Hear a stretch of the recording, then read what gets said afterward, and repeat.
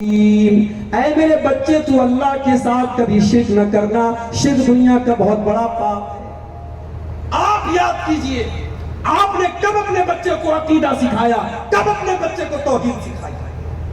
اپنے بچوں کے عقیدے کی ہم فکر نہیں کریں گے تو کون کرے گا؟ اپنے بچوں کو ایسی توحید سکھا دو کہ دنیا کا کوئی ظلم و ستم ہو تو توحید سے کوئی کمپرومائز نہ کرے۔ بچوں کی عقیدے کی فکر کرو۔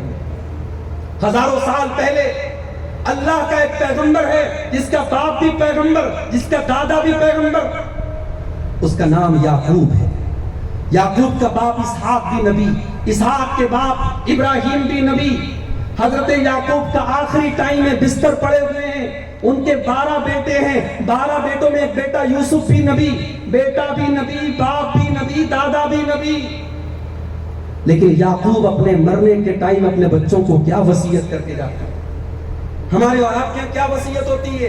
بیٹو دیکھو زمین اتنی ہے، جائیداد اتنی ہے، ایسے بٹوارا کر لینا، ایسے یہ کر لینا، ایسے وہ کر لینا۔ حضرت یعقوب اپنے 12 بچوں کو کیا وصیت کرتے ہیں؟ قرآن کریم کے پہلے پارے میں اللہ نے ان کی وصیت کو نقل کیا۔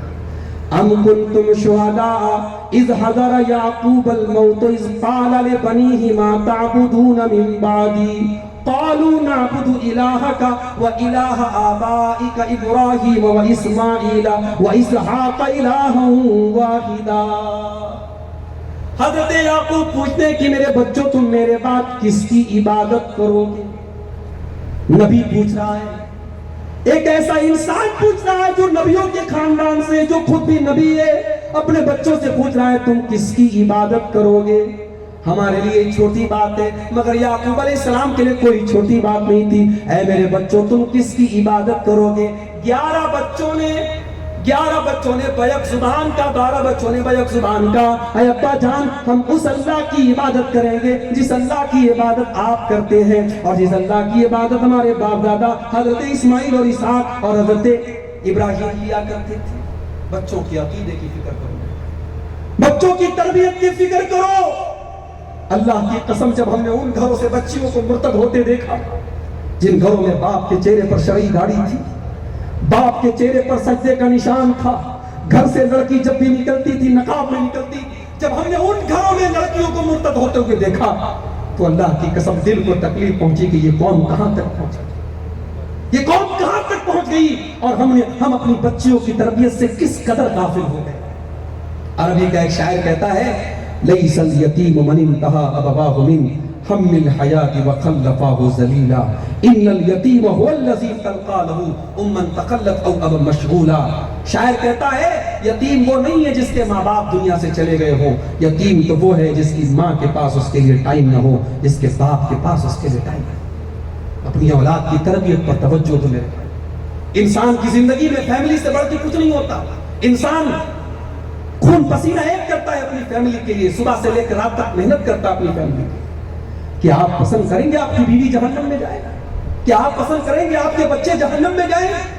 اللہ قرآن میں ہمیں اور آپ کو ڈراتا ہے، یا ایھا الذین آمنوا قوا انفسکم واہلیکم نارا وقودھا الناس والحجارہ۔ اے ایمان والو اپنے آپ کو اور اپنی فیملی کو، اپنے اہل و عیال کو جہنم کی آگ سے بچاؤ۔ دنیا کی آگ میں اپنے بچوں کو جلتا ہوا ہم نہیں دیکھ سکتے، جہنم کی آگ میں اپنے بچوں کو جلتا ہوا کیسے دیکھ سکتے ہیں؟ میرے بھائیوں اپنے بچوں کی تربیت پر توجہ دو۔ ہمارے نبی بچوں سے بہت پیار کرتے تھے۔ ایک مرتبہ آپ نے اپنے نواسے حضرت حسن کو بوسہ لیا، ایک دیہاتی بیٹھے ہوئے تھے، انہوں نے کہا اے اللہ کے نبی آپ بچوں کو بوسہ لیتے ہیں؟ میرے تو 10 بچے، میں نے آج تک کسی بچے کو بوسہ نہیں لیا۔ اللہ کے نبی نے فرمایا او املکو ان نزع اللہ من قلبک الرحمہ، اگر اللہ نے تیرے دل سے رحمت نکال دی تو میں کیا کر سکتا؟ میرے نبی بچوں سے بہت پیار کرتے تھے۔ جو نبی بچوں سے اتنا پیار کرتے تھے کبھی آپ نے بچوں پر ہاتھ نہیں اٹھایا۔ اسی نبی کا یہ فرمان ہے مروا اولادکم بالصلاۃ وهم ابناء 7 سنین، جب تمہارے بچے 7 سال کے ہو جائیں اور نماز کا حکم دو، اور جب تمہارے بچے 10 سال کے ہو جائیں اور نماز نہ پڑھیں تو ان کو مارو، ان کی پٹائی کرو۔ غور کرو میرے بھائیوں، جس نبی نے کبھی بچوں پر ہاتھ نہیں اٹھایا اس نبی نے کس کلیجے سے یہ بات کہی ہوگی کہ اپنے بچوں کو مارو۔ اس لیے کہ اللہ کے نبی یہ درس دینا چاہتے ہیں, یہ سبق دینا چاہتے ہیں. بچوں سے پیار کرنا, بچوں کی محبت اپنی جگہ ہے, اور دین کا معاملہ اپنی جگہ ہے, تربیت کا معاملہ اپنی جگہ ہے. اگر بچے دین کے معاملے میں کمزور ہیں تو ان پر سختی بھی کرو.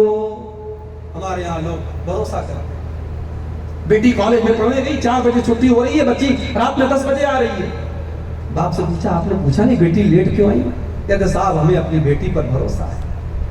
یہ بھروسہ جو ہے نا, اندھا بھروسہ مت کرو. اسلام یہ کہتا ہے اپنے بچوں پر بھی اندھا بھروسہ مت کرو, اپنی ذمہ داری نبھاؤ ایک گارجین کی حیثیت سے, ایک باپ کی حیثیت سے.